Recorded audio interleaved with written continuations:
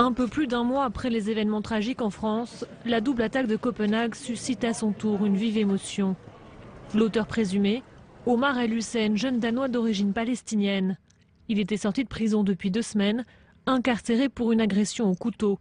Il n'en était pas à son premier fait de délinquance. C'est un jeune homme de 22 ans. C'est un citoyen danois né au Danemark. Il était connu de la police pour plusieurs délits, notamment de la violence grave. Et il était aussi connu pour son lien avec un groupe criminel à Copenhague. Influencé par l'islamisme, s'est-il radicalisé en prison? S'est-il aussi inspiré des attentats français? Les parallèles dans le choix des cibles ne manquent pas. Un débat sur la liberté d'expression et une synagogue, des attaques qui ont fait 2 morts et 5 blessés. La communauté juive une fois de plus touchée, le Premier ministre israélien redit sa volonté d'accueillir les juifs d'Europe. Comme son homologue danois, Manuel Valls a appelé à l'unité et exhorte les juifs à rester dans le pays.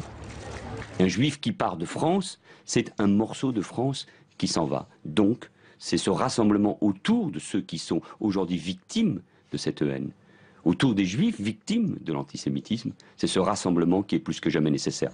Omar El Hussein faisait-il partie d'une cellule terroriste? L'enquête est en cours. 2 hommes ont été inculpés de complicité.